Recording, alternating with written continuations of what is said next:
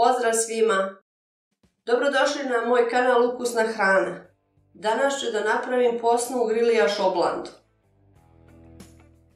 Za ovu oblandu je potrebno 1 list velike oblande, 300 g šećera, 4 kašike džema od kajsije, 250 g posnog margarina, 200 g posnog mlevenog keksa i 200 g seckanih oraha. List velike oblande podijelit ću na 2 dela.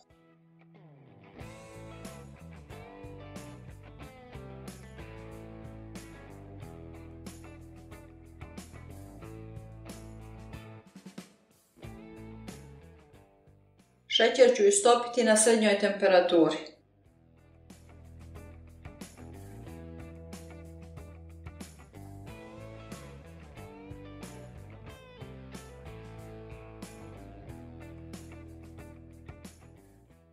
U istopljen šećer dodat ću džem i mešati da se dobro sjedini.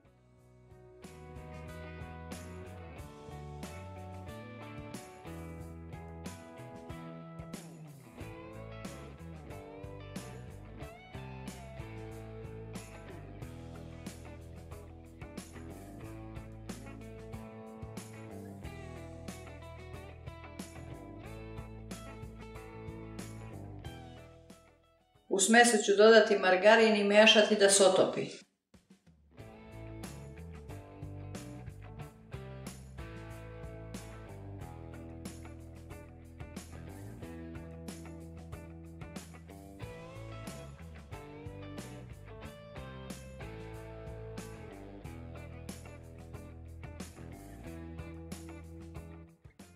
U smesu ću dodati mleveni keks.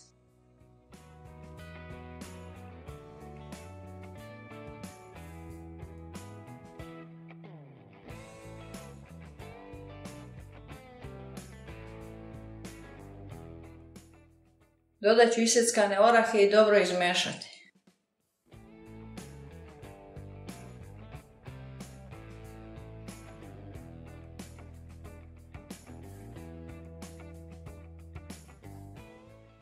Pošto se fil brzo steže, odmah ću ga rasporediti po listu oblande.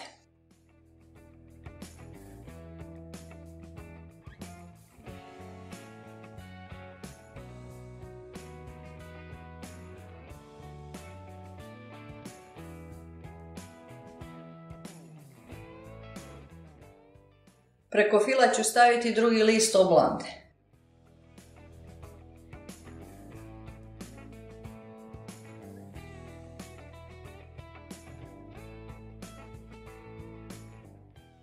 Oblandu ću opteretiti daskom i ostaviti da se ohladi i stegne.